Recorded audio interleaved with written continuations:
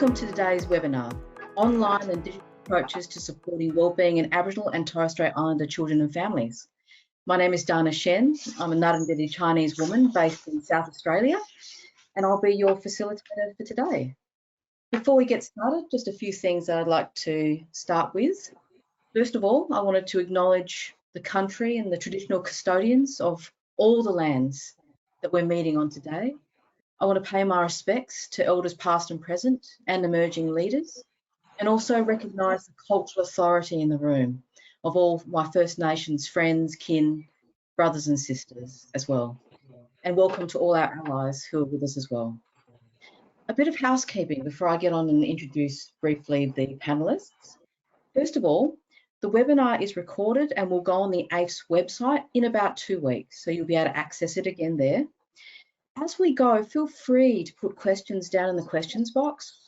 We'll do our best to respond to those questions, but if we can't live, we're doing a recording afterwards, and we'll try to address the questions that we can as well.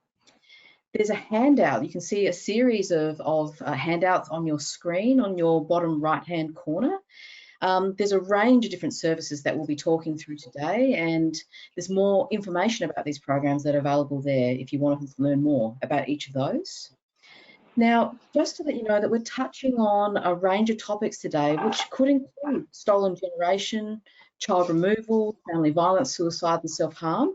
So we just want you to feel comfortable to leave at any time, do what you need to for your own well-being. We also want to say that obviously this is a really, really big topic that we're touching on today, and we could talk so much longer than an hour, but we'll do the best we can to cover as much as we can, and of course there is the handouts.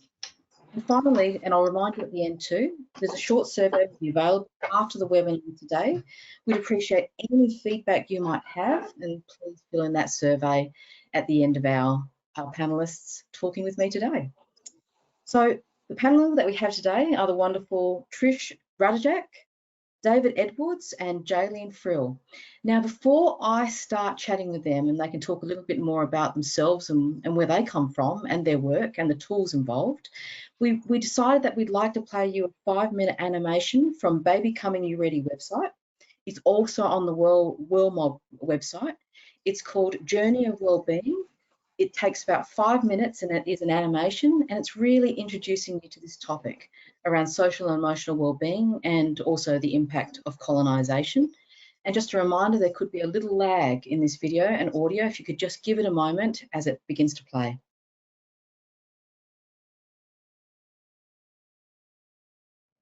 Okay, so I want to move now to talk to our panellists today. And in the first instance, I'm going to be asking each of them to introduce themselves and to talk a little bit more about the tools that they're involved with. So I will start with David. David, could you talk a little bit about yourself? What brought you to this work? And then we'll come to the tools. Thank you. I'm David Edwards, Weeaboo. I'm a Warramai person. My grandmother's people were from Karua, north of Newcastle. And I grew up in Meanjin in Brisbane, and now zooming in from Widjabul country in Lismore, northern New South Wales. I previously worked in the environmental and health sciences, and I only sort of recently got into, I guess, Indigenous health promotion and education. I'm not a clinician. I guess I'd put myself as an educator in terms of pigeonholing my role. I have got 2 main roles, one with the WellMob website, which is an online library of First Nations specific social emotional wellbeing resources like apps and videos and podcasts and websites, as well as work on a small Indigenous team as part of the SMS for Dads project, which we've recently relaunched a First Nations specific version called SMS for Deadly Dads. And for those non-Indigenous allies out there, deadly is our term for, awesome, great. So we're trying to sort of have a health promotion text-based service that meets the needs of our soon-to-be and new dads. So it's really for that perinatal period. I also do a small role with the Core of Life youth education program around pregnancy and childbirth. I got into this work just because I'm passionate about health and well-being, and I'd like to see myself as an advocate for our diverse and wide communities across this broad country. Thanks. Thanks so much, David. And you've talked a little bit about the tools, but I think it'd be great just to get a very, very quick summary of each. What do they do and who are they for? What's the kind of thing that they're trying to do with the different communities that they're targeted at? Sure. Well, the WellMob website was co-designed for frontline health workers and community workers that work with our mob. But it's also very much been designed with our end users in mind, our communities. So basically, it's just a portal or an online library of First Nations specific social emotional wellbeing tools. And I mentioned before about apps and websites.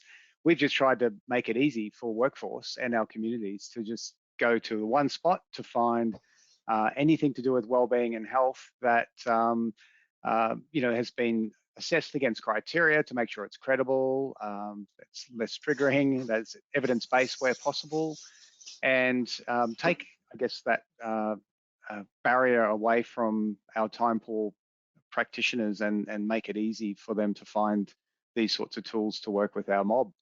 The SMS for Deadly Dads is really just a information service that's text-based. So if you're a soon-to-be dad, so your partner's past the first trimester of pregnancy, right through to when Bub's 6 months old, the messages actually continue up to when Bub's 1 year of age. But it's really just information and tips for new dads to help them on the parenting journey. And I can explain a little bit more about that later. Fantastic. Great. Thank you so much, Dave. Jaylene, so could you tell us a little bit about yourself? What brought you to this work? Well, my name is Jaylene Friel. I work at Menzies School of Health Research in the Stay Strong team, which is the wellbeing team. And I started this work, I started working here straight after school.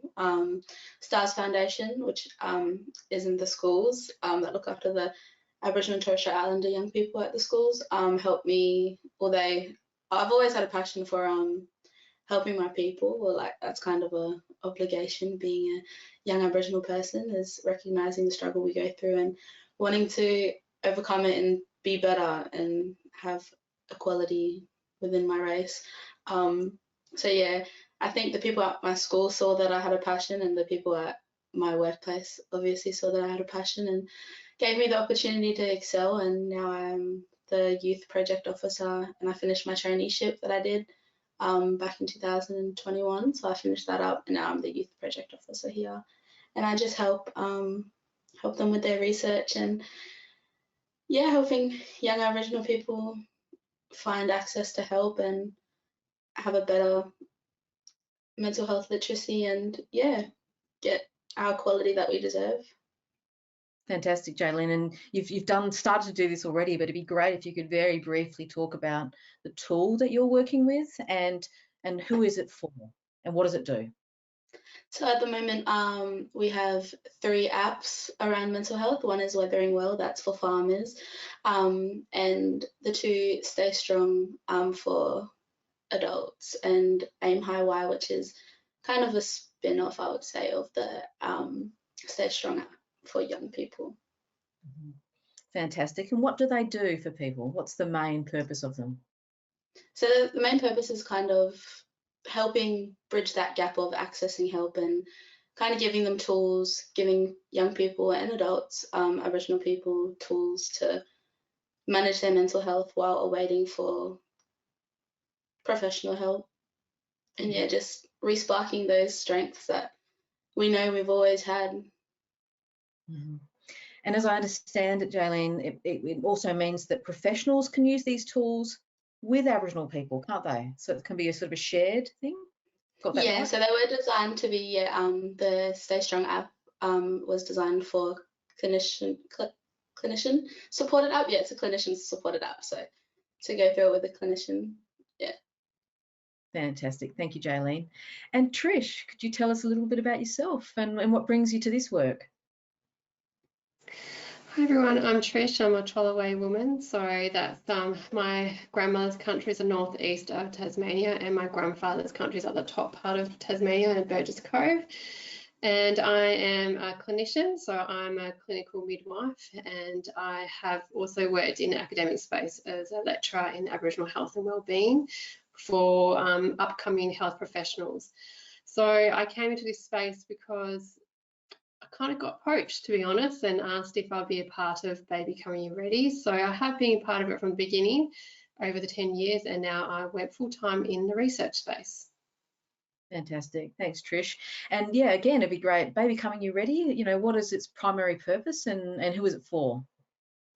So Baby Coming Ready is a digital innovation. So it's to help Aboriginal mothers in their social and emotional wellbeing. So it replaces things like alcohol screening, family domestic violence, all those kind of generic things that you may see in a health space that is done in a westernised way. So Baby Coming Ready has been developed from community with a lot of engagement through elders, health clinicians and Aboriginal health clinicians over the 10 years, and it's all been based on, they just want a better way of doing it our way, really, about how to screen for our well-being. So it's a digitised rubric, meaning it has voiceovers that guide gentle yarn between the clinician and the mother, and it also has strengths-based images throughout the rubric that a mother can self-select, and it helps her have a yarn and a journey through her emotional well-being. That is our way of doing things, and yeah. Trish, it'd be great. I know that people that are listening today will be really interested when you talked about our way of doing and being. I wondered if you could kind of elaborate a little bit more on the ways in which this tool is working for us. Perfect, yeah. So there is a big power inequity in healthcare between a clinician and a mother. So we want to break down those barriers, and this is one way of doing it with Baby Coming Ready. So the woman has the control of using the rubric. She is the one that is selecting what is relevant for her, rather than having the clinician have their own thoughts and values on what they think is maybe a concern or a worry for that mum. But also Baby Coming Ready wants to promote change and improve outcomes. So it's really strengths-based, and is a preference to, rather than doing the Edinburgh Personality Depression Score, that is a common practice that is used for emotional wellbeing screening. So that's really what we call a modular way, which is white way of doing business. And in our communities, this is not appropriate. It's not, you need to have a background about who grew you up, who did you look up to, what are your strengths, what makes you feel deadly and strong. These such things as being on home and country, our ancestors, our connections to our family are all important factors. Fantastic. And would it be fair to say, Trish, that what it also does is kind of provide a holistic notion of what it means to be a human being, it sounds like, from what you're actually talking about? Yeah, correct. Yeah, so it's holistic. It's not just looking at the individual person, it's about looking at our families, our connections to our country. And it's also just, we have a different viewpoint of health. So yeah, so this is a gentle way of doing it with clinicians, and actually helps build that barrier between a clinician and an Aboriginal woman, building a therapeutic trust that will hopefully engage with the mother wanting to return to a service that is culturally safe and appropriate. But the main thing that we want to make sure that everyone knows is that Baby Coming Ready has actually come from the community's wants and needs. So this is vital for women to feel that and know that, and it actually has been fed back that they love this. So yeah. Fantastic. And we'll be talking a little bit more and go into a bit more depth about that. What does this mean to actually have resources that are developed? But we'll come back to that.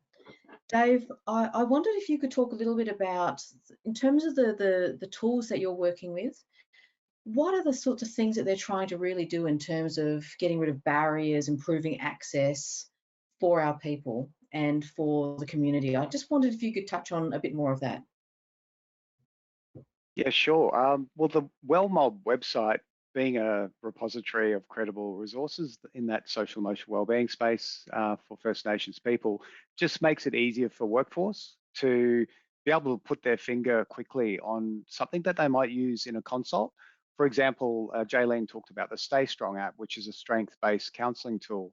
So you can find that on WellMob if you use the topic searches. We've got 6 main topics: mind, body, healing, keeping safe, our mob, culture.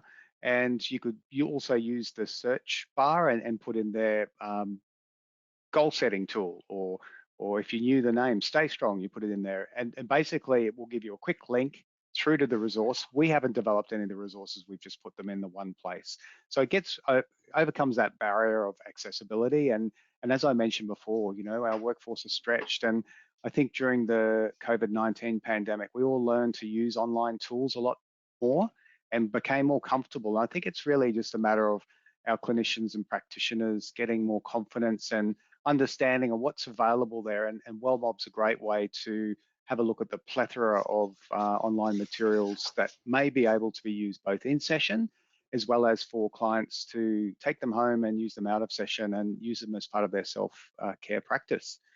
With the SMS for Dads or SMS for Deadly Dads text-based information service, we all know through both anecdotal and scientific evidence that our men, our first-time and new dads, don't often engage with mainstream antenatal classes or midwifery visits.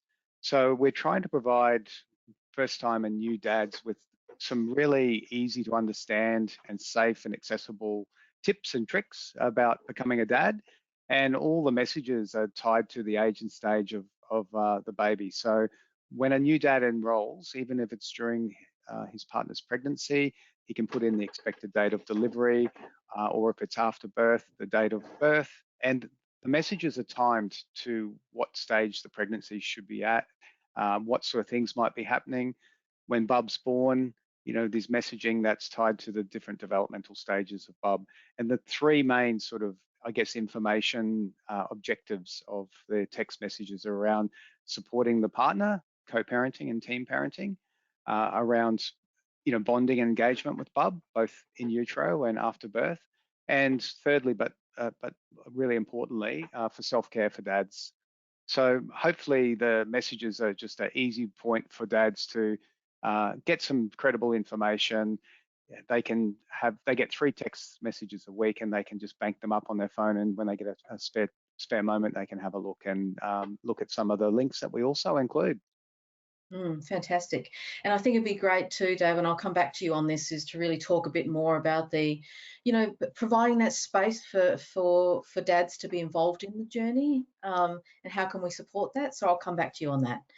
Jaylene, it'd be great to have a chat with you now. I mean, as a young leader yourself and doing work with young people, it'd be great to understand, you know, what is it about this tool that's assisting with access, is supporting the voice of young people? Just really interested in your perspectives on the work that you're doing.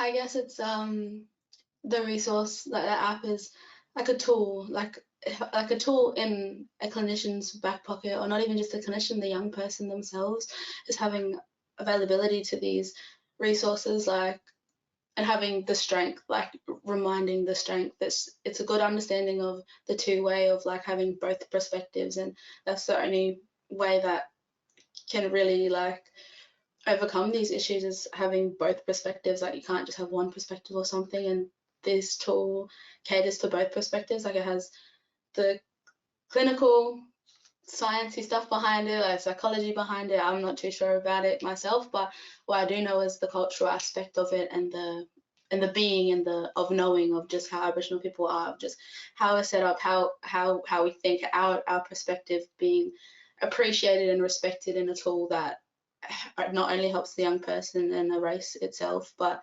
the clinicians that want to help us get better, but like who can assist us.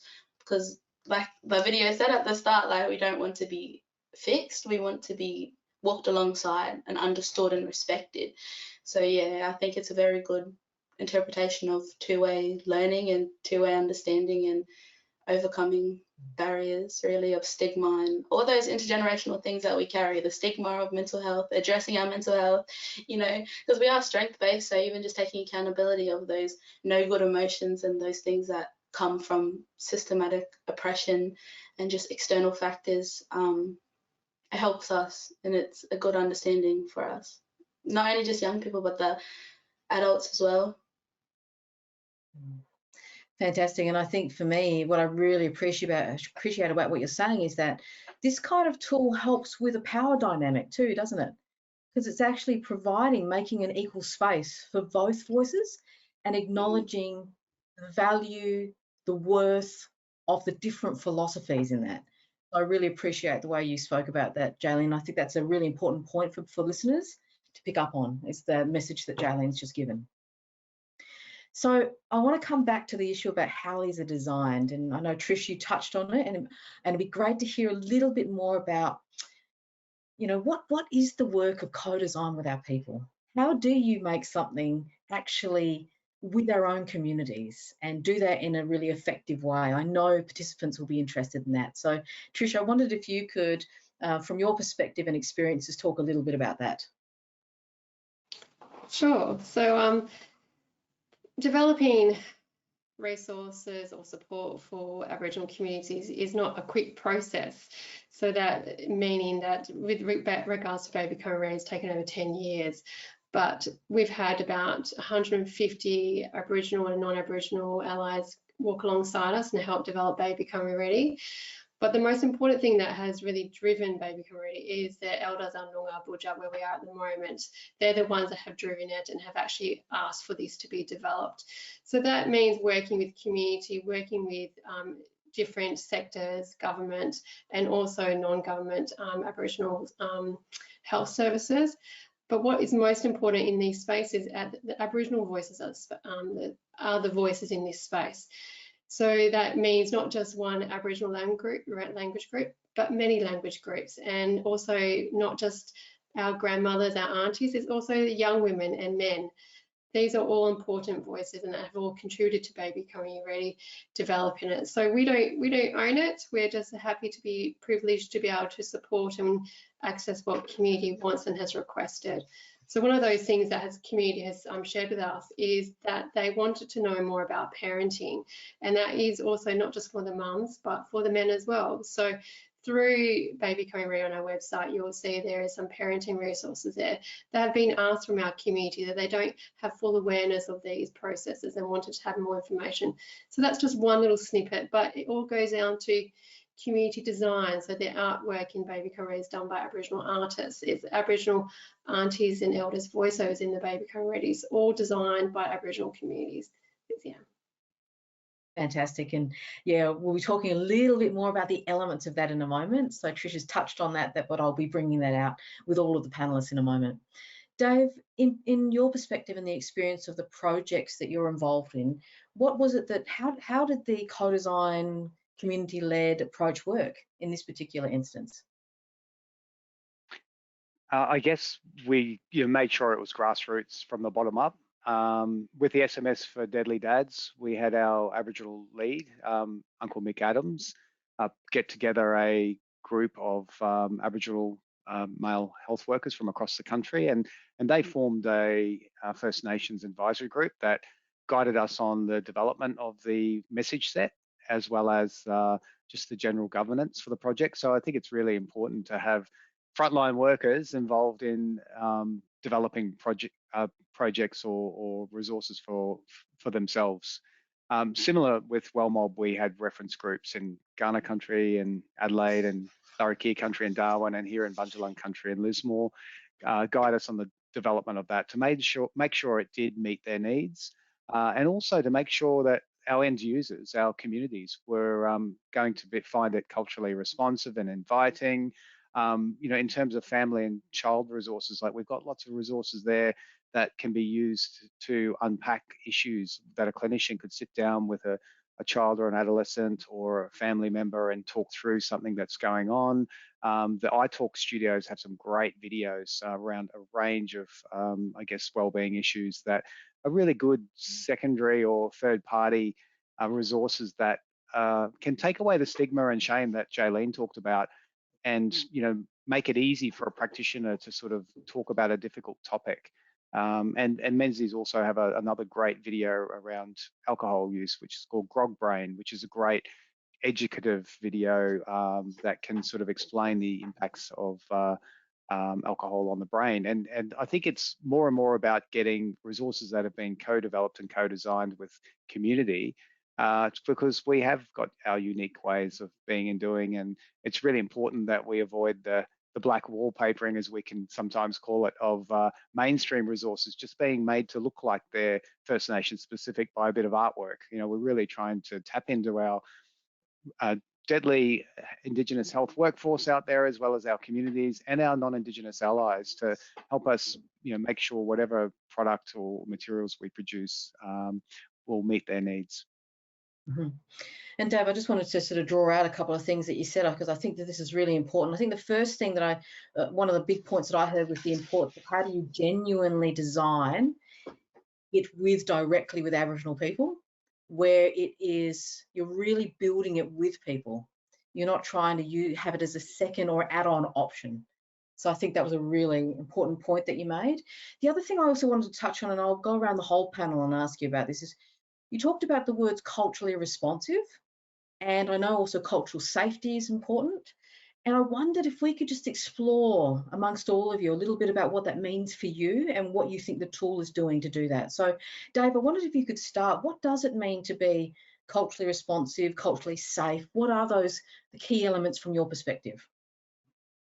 I think it's a really interesting question, and probably a complex topic to answer in this webinar. But from a sort of a nutshell perspective, I think it's about ensuring that the language is simple and plain, and that maybe brings in some of our cultural nuances. Like with the SMS for Deadly Dads, we've done some short videos that Uncle Mick Adams, as an elder, talks to new dads about some common issues that they might come across, like pregnancy during sex during pregnancy, as well as bonding and attachment with Bub, or co-parenting and some of the struggles around getting balance between hanging out with the fellows and playing sport versus being home for family time.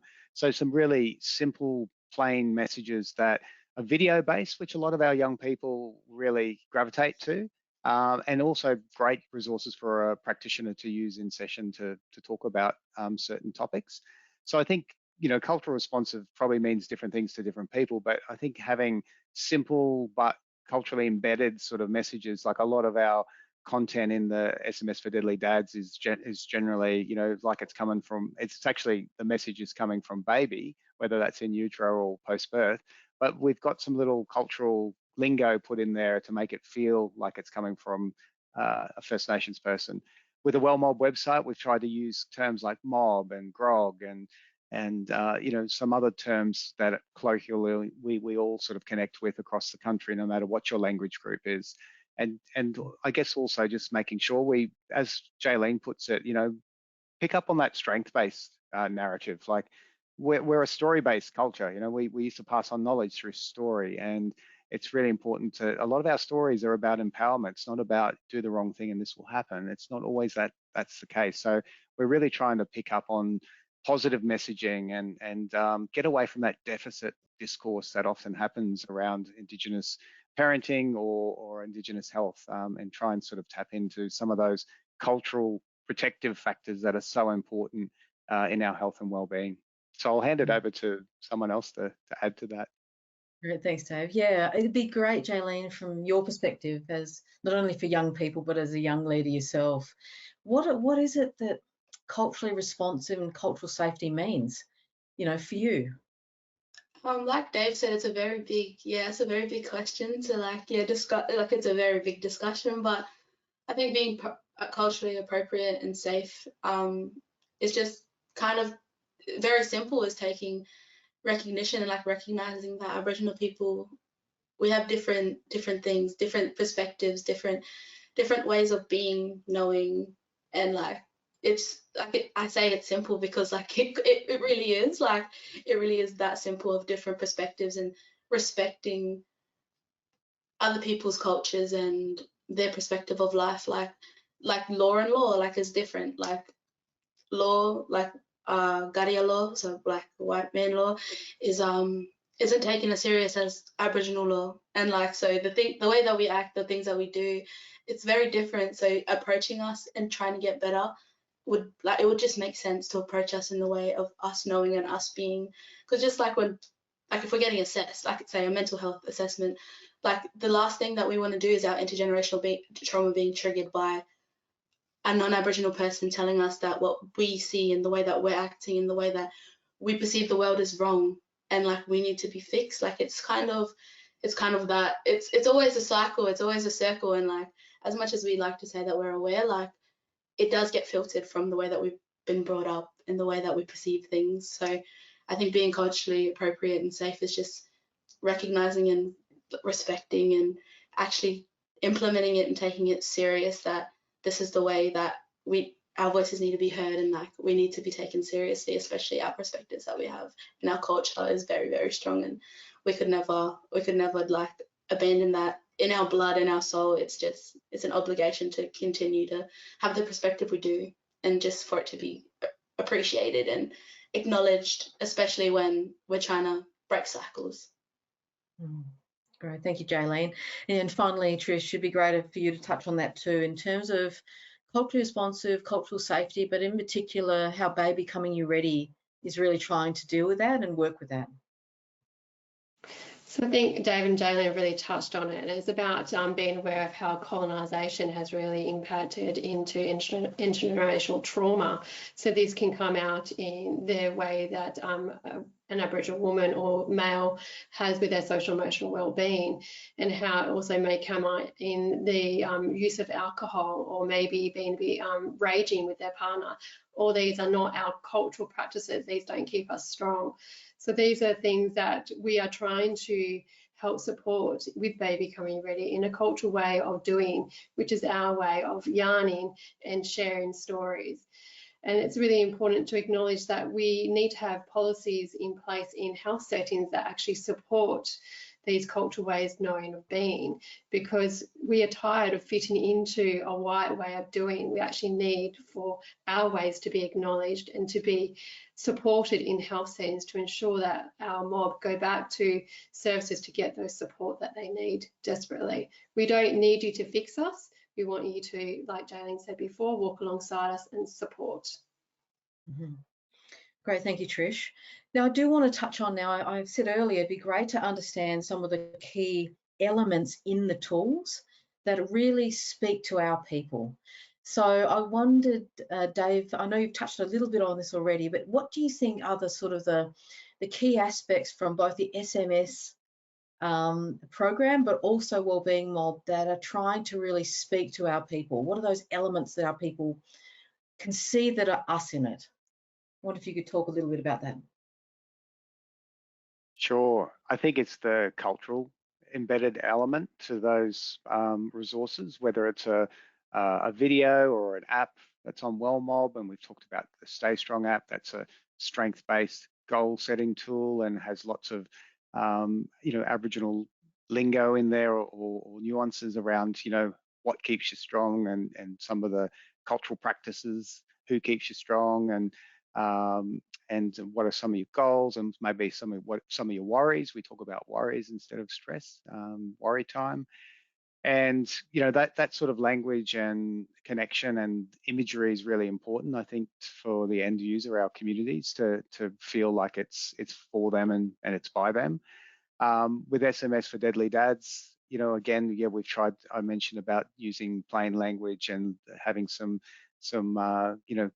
content in there that we can associate with, whether it's about shake a leg. There's one message there about, hey Dad, I'm as big as a football now, and I can probably shake a leg. So things like that can get a little bit of humor infused there, as well as a visual of what it might look like when Bubby's growing.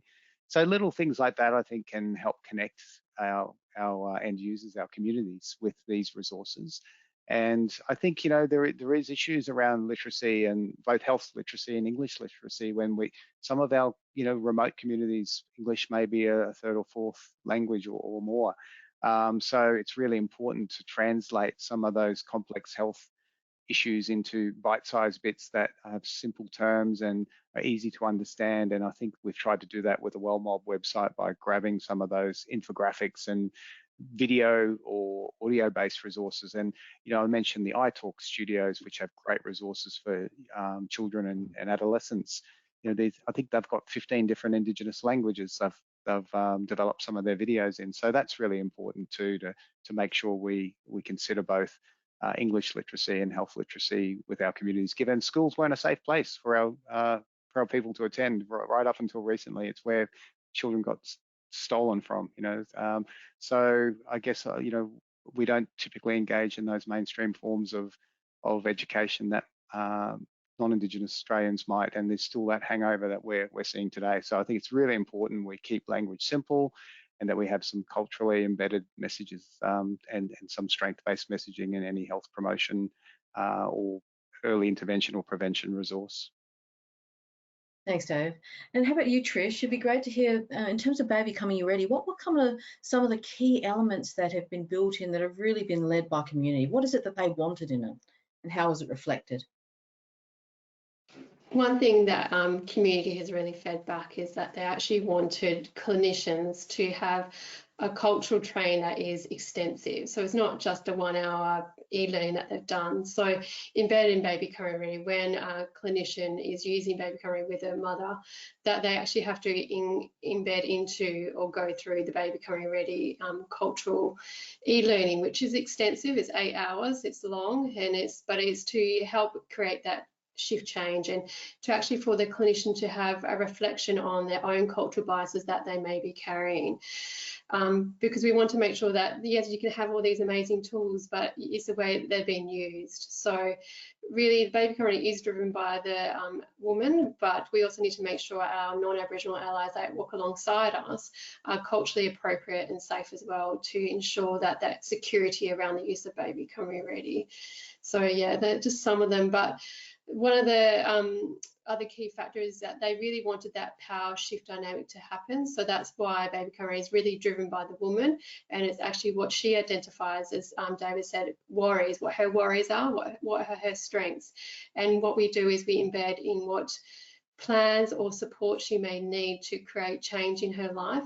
And this can also have a cascading impact on keeping her child with her and showing that she's doing all the right things in her life, reducing her alcohol use or cigarette smoking. But it's not just about that. It's also about highlighting her strengths, because sometimes we don't get told how strong and deadly we are. And we had one woman just say to me recently, she goes, Trish, I'm more than a vessel. I'm more than just carrying a baby. So yeah, Baby Coming Ready wraps around that woman. Yeah, fantastic. And really holds that and I think, you know, one of the things I think is so important about all of what you're talking about is that importance of people feeling a sense of control, feeling a sense that they can do things. And I will talk a little bit more about that and get your sense of that in a moment. But Jaylene, it'd be great to get a sense from you on, in terms of the tools that you're working with, what are the important elements in it, particularly for the young people in this particular app that you've talked about? Well, yeah, it's all strength-based. Like, I'm seeing like there's similarities with work that I do and Trish does and David does as well.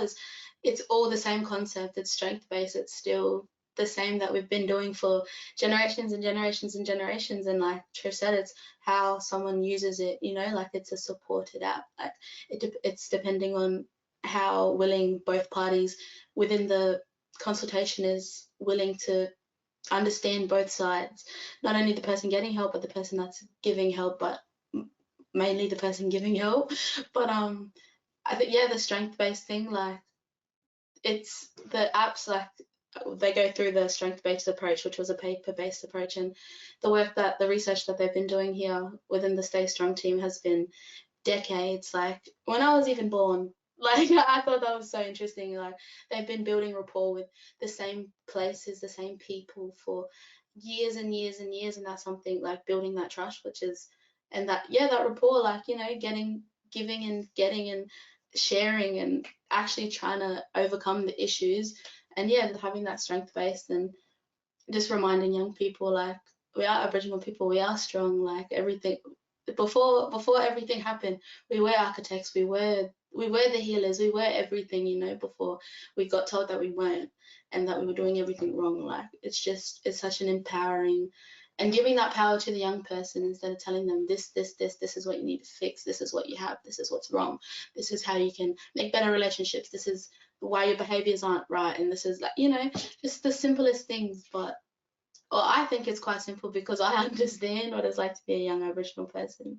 So it could be unfair for me to say that it's simple, but it really is that simple. It's just to have an understanding and giving that power to the young person and giving them power of their own mental health and their own will in this life, and to build themselves up and be equal to everybody else.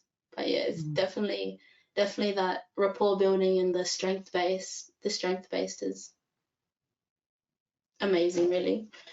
Thanks, Jaylene.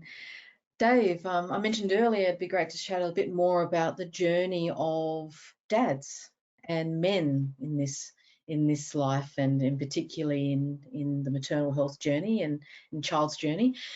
I wondered if you could just talk a little bit more about why it's so important to build these sorts of tools and ways of doing that in order for that to happen. Yeah, I mentioned before about our new dads are generally, not likely to uptake on mainstream maternity health information sessions or visits. There is that cultural thing there too between men's and women's business. Like birthing itself is very much women's business, no matter what part of the country you are, whether you're rural, remote, or urban. But I guess our new dads in this last generation, there's much more expectations on us to step up and be an active parent, and that starts, preconception. And we talked about these cultural practices involved, and these connection to country that's important when Bub's born, and we've often got mixed marriages of non-Indigenous and Indigenous partners, and it's really important to navigate that space sensitively, but with that strength-based approach, that our culture is a protective factor and our culture is an important part of our children's journey, and tapping into that culture can be an important part of their identity and their journey going forward. I think it's just really important that we get dads involved as much as we can in that antenatal and postnatal maternity visits system, trying to make them feel welcome, asking dad questions, engaging them. The SMS for Deadly Dads is great. That gives men sort of some information about what's happening, and information is power. We talked about control and self-efficacy. It's so important to have some knowledge about what's happening, and particularly if you haven't been exposed to it. I mean, a lot of our men do an amazing job, and their cousins and their uncles, and they've got babies around them. We have big families. We have our families early. If you look at the stats. So just empowering our men and making them feel welcome and invited into those discussions around child health, and it's really important to acknowledge that a father's role, an active father, an engaged father, is a really significant advantage to child development. Like, there's evidence there to show brain development, all those stages of child development. If we've got an active dad, it helps the child, everything from rough and tumble play to other, and also just a functional, partnership with the mum, trying to make sure it doesn't matter if mum and dad end up separated. It's important that dads stay engaged, and we try and reduce that cycle of dads being disengaged from their families because they're split. And so I think it's really important to keep our men empowered and make them aware of their responsibilities and the positive role that they can play in child development and supporting mum through that stage. Thanks so much, Dave. And look, a thing that has come up a bit today, and I just wanted to touch on how these tools are responding to it, is the challenge of the shame and stigma and the things that we can carry across, whether it's mental health issues or other issues that we're facing in our lives. Trish, I just wondered, in what way do you think Baby Coming You Ready is really trying to support women and to challenge shame and stigma in this work?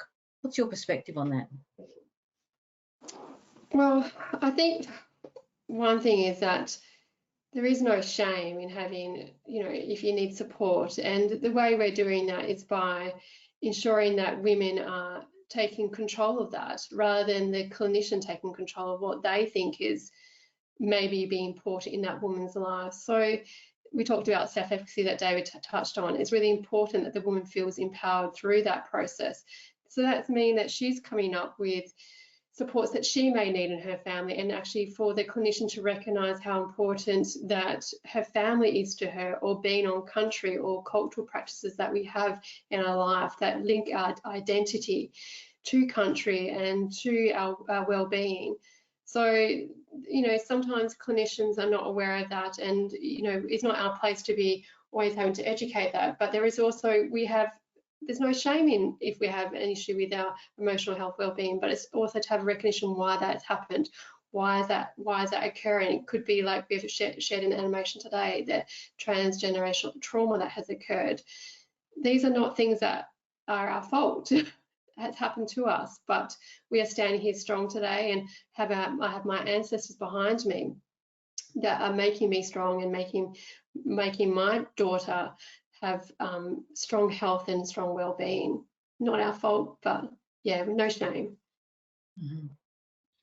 Thanks so much, Trish. Now, one of the things I'd really like to do, and to make sure that we do before we come to close, which is going to be in the next little while, but very soon, I really wanted to understand from your different perspectives, the work that you've done, particularly the tools, what are some of the key takeouts that you really want participants to have from this? What are the key learnings that you want them to take in their work with Aboriginal and Torres Strait Islander people? So, Dave, I thought I would start with you. Any key takeouts that you'd really like participants to take from this? Yeah, just building rapport with your First Nations clients. I think it's really important. It's really difficult for clinicians when you've got timed consults and you've got back-to-back appointments, and to build in a little bit of space to get to know each other and to, you know, connect on that human level. And, you know, good ways to do that is through third-party resources that we've mentioned, you know, looking at a video or looking at a PDF fact sheet on a particular issue and talking through it together, you know, looking at what it might look like to use in the session, whether it's an app to monitor Bub's well-being journey, you know, immunization or care and their growth and development, or whether it's something to support the parent.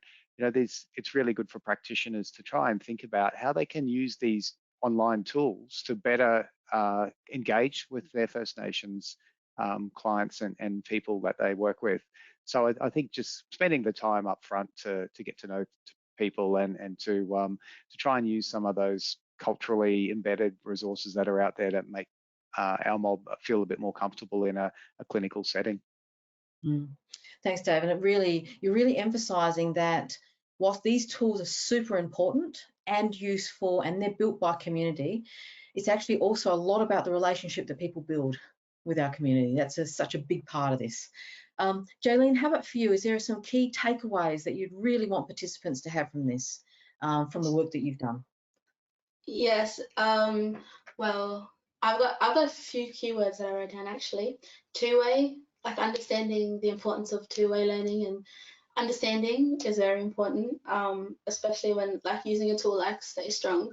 It's like they go through the people that keep you strong, like Trish was saying, like family, number one, people that keep you strong, second being identifying worries, next being identifying strength, and then the final step being setting goals for change. And yeah, having that, and holistic is the most important way. I cannot stress it enough. Being holistic is so important, like, and that rapport building. Like, I understand that clinicians are very busy and health professionals are very busy and like so much going on, but just take a little bit of time to build that rapport and that trust, because if you really want results in the work that you're doing, that's the way black fellas are. Like, we need to trust you. We need to, culture is number one. Our law is number one, not the systematic law that was brought here. Like, still to this day, it's not. Law is number one, culture is number one. And yeah, if clinicians and stuff really want change and to help people, Aboriginal people, is to understand that, like, we can't work around culture, we can't work around our soul, our spirit, we can't work around it. Brilliant. Thank you, Jaylene. And Trish, yeah, in brief, was there a couple of key points that you think I really want people to take away from today, from Baby Coming You Ready, any other work that you do? Yeah, I think it's just been you need to be self-reflective. You need to be examining your own cultural biases and how that may impact on your relationship with Aboriginal mob that are coming through your services. So if like we've all touched on about building rapport, but that means about recognizing our strengths and our resilience, and also that we need to have community ownership of what we're doing in these spaces, not the other way around. Yeah, and I just, just embrace our ways of knowing. Trust us. We've been here for a long time. Yes, and I think if I can just summarise some really key points from what all of you said, I think the first thing that I really heard was the importance of time and spending time with our communities. But also, when you talk about time, you talk about intergenerational time in a number of the ways that you've done it. So this is a long-term thing. If you want to work with our communities, it takes time, it takes long term. I think you've really pointed the importance of actually the focus of having community-led products where they're actually there and sitting there as it's in its own right, not an add-on, not an opt-in, but actually it sits very separately in its own right. And finally, I think the couple of things that really spoke to me were about the importance of holism and actually being able to think about the dynamic of strength and strength-based practices. And you've talked in all different ways, including that culture is a protective factor for us.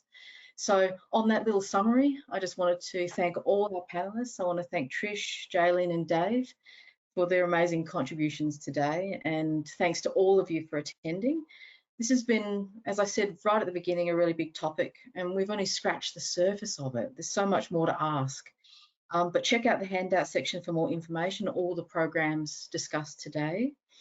The recording, as I said earlier, will be on ACE website in about 2 weeks with the extended Q&A for the questions from the audience that we didn't have time for today also answered. So just as a reminder, if there was a question that you're holding that didn't actually get answered today, just know that we're going to do our best to respond to as many questions as we can following the live session. Again, there's a short survey. It'll be available right after the webinar today. Your feedback on that would be really, really important to us. So please let us know what you think so we can learn from that and do more and do different based on your feedback. And overall, I hope all of you will take care. And we know we discussed some really hard things today, but also there's a lot of hope too. You can see it in our young people like Jaylene, you can see it in our leaders like Trish and David. So hold on to that as well as you all do that work. So on that, I just wanted to say a thanks to all of you for joining today and to really wish you the best for the rest of the day and for 2023 as well. Thank you again so much for joining us all.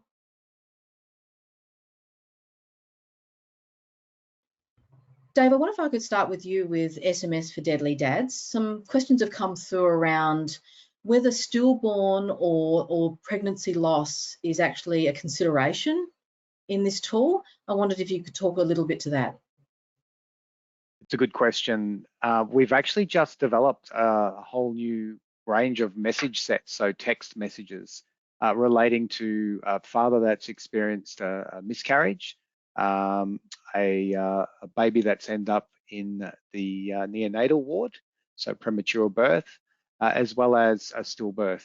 And those messages and those programs are going to be launched on the 4th of May in Melbourne. So once those programs have been launched, when dads do go onto the SMS for Dads website, they can choose to actually enroll in either of those programs specific to what's happened, or if they're currently receiving messages and they have the unfortunate event of losing a baby, they can actually text back and it automatically triggers a new message set. So once those message sets are available, that those experiences will be catered for, and those messages have been developed by our collaborators at Red Nose and Panda, Perinatal Anxiety and Neonatal Depression Australia, to make sure that dads have some support when they go through those tough issues.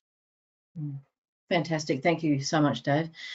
Trish, I just wanted to go to you now. There's actually a lot of questions coming through about Baby Coming You Ready, and so I'll just run through these with you just to get your feedback for our listeners.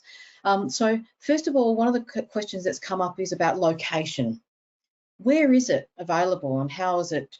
Who can access it, and how can it be used at the moment? Trish, could you start with that one? Yeah, sure. Baby Coming Ready at the moment is in pilot stage, so it's currently based here in Perth, WA, Noongar Butcher. So we have numerous sites here, and progressing forward, we actually are going up to the Pilbara to help saturate that area with Baby Coming Ready. But we also have been successful in grants through replanting the birthing tree, so that's in Melbourne, and they will have some sites over there that will have Baby Coming Ready, which is not being chosen as such as yet, but it will be kind of nut down a bit more. And we also have just been successfully with the eye care grant over in South Australia, so some locations will be chosen over there as well, where Baby Coming Ready will be rolled out. So for now, it's very successful and everyone wants it, but we're trying to be mindful of rolling it out slowly to what community wants and adapting it to each community's needs. So that means engaging with elders in communities and community members, and finding resources that can support Baby Coming Ready with the use through these health services. Fantastic. So another issue that's also come up is around the concept of screening. So people have asked questions around screening, but I understand that really Baby Coming You Ready deals with this in quite a different way in terms of learning from people. I wondered if you could talk a bit more about that. Yeah, so the language of using screen or assessment tools as such is one way to really scare mob away, because that is associated with lots of negativity in regards to maybe meaning that the child has been removed, or involvement with Department of Children's Services. So through Baby Coming Ready, we do talk about alcohol, smoking and drugs, and also found domestic violence, but it's done our way. So this is done through the imagery, through women will select that she may have what her relationship is with her partner, and it may be a really solid, strong partnership, but it also might be a partner that is maybe moody or jealous. So then that would, when the woman selects those images, then will trigger to the next stage, where it may then also go on to how does this relationship look for her. This may be that her partner may be controlling, or he might unfortunately hit her or hit the children. And so then that is a trigger to highlight that is family domestic violence in that context. And then that will then come through the rubric as you progress through and come up as a worry for the woman. So she can select that is a worry to her, and then the clinician can help wrap around support around that woman. And it's the same with alcohol and smoking as well. So questions are asked about how much alcohol you may be drinking, how many cigarettes you're having, but also in regards to social emotional wellbeing, the Kesler K5-2 is used, and that includes if you have felt like you've wanted to take your own life. So those sensitive topics are all included in Baby Coming Ready. But this is all done through yarning methodology and ways of being that we have embedded in our culture. Thanks, Tristan. And finally, a question that's come through is really around access in rural and remote settings, and I just wondered on the potential of Baby Coming You Ready being able to do that. Yeah, so as I touched on before, we are going up to the Pilbara, and that will mean that Baby Coming Ready can it's very adapted to different language groups. So we can take images out, we can replace it with differing language groups for the communities that we've got. So we're very fortunate, it's very adaptive. So much so that non-Aboriginal people really want it. So, and then other language groups that are not Aboriginal as well. But it is for Aboriginal communities, and it's very adaptive. And this is how we're going to pilot to see how it works in those communities and what community wants. So that will help us with the rollout into different sites as well. So all again controlled by community and community-led. Fantastic. Thank you so much. Dave, I just wanted to ask a quick question about WellMob. There's actually quite a lot of queries about the kinds of resources available for ADHD, for autism, domestic and family violence, etc. I just wondered if you could speak to how people can find that kind of information on WellMob. We've tried to make it really easy for workers and communities to find resources on all those topics. So you can either just do a keyword search using the main search bar, either in the top right corner of the landing page of the website, or down the middle of the website under the 6 main topic tiles. And for those specific health issues, there are actually subcategories. So for instance, family and domestic violence, we've got something under keeping safe. There's a subtopic under there which has I think it's got several resources, and I know half of them are videos which are great to use with families and children to talk about those sensitive issues. Sexual health, you know, if you go under body, there'll be stuff under sexual health, as well as for young people under our mob. So it's a matter of either just doing a general search or going under those 6 main topic tiles and the associated subtopics. On sexual health, there's some great stuff there that New South Wales Family Planning have just put out some PDFs that are really infographic style and made for both boys, girls, workers, educators to use with young people around sexual health. So any of those topics, you'll be able to find some resources that will suit your context. Fantastic. Thanks so much, Dave. And now, Jaylene, one of the questions that's come through is really trying to understand more about the principles that underpin these kinds of tools and products. And I thought it would be great if you could talk a little bit more about the 4-step approach and Stay Strong approach. I wonder if you could take us through that. So the Stay Strong approach is basically the same approach in every app, and like the key concept around majority of our resources. It goes through so it's a 4-step approach. The first one being identifying family or identifying people that keep you strong. The second being identifying worries, and the third being identifying strengths, and the fourth being setting goals for change. And in those, they have the 2 middle steps, so the identifying strengths and worries. They're both a metaphor referring to a tree. And in the strengths one, every time that you under it, there's a photo of a tree, and then you're able to select what the strengths are of the person that you're consulting with, or the young person. And then each time you choose a strength, from the root all the way to the tree leaf, it gets stronger. So that is a metaphor of seeing how this tree grows stronger, and what things that you do in your life that make you stronger as a person and more grounded. And the worries is kind of the same thing, but every time you highlight a leaf of what worries you may be going through, each leaf represents each different aspect, one being spiritual connection, one being social, next being physical, and I believe the last one is social and emotional, physical, spiritual. Those are the concepts that are there. And then each time you click which one's a worry, the tree would weaken, or the strength, it will strengthen. And then the last one, setting goals, is also a metaphor to footy. So like some goalposts. So that's, those are the 3 metaphors that are embedded in the app and the approach. Beautiful. So it's really kind of drawing on that kind of issue of how we grow as beings, which I love through the tree. And of course, sport's such a big thing in our community, so being able to draw upon that as well. That's wonderful. Thanks so much, Jaylene.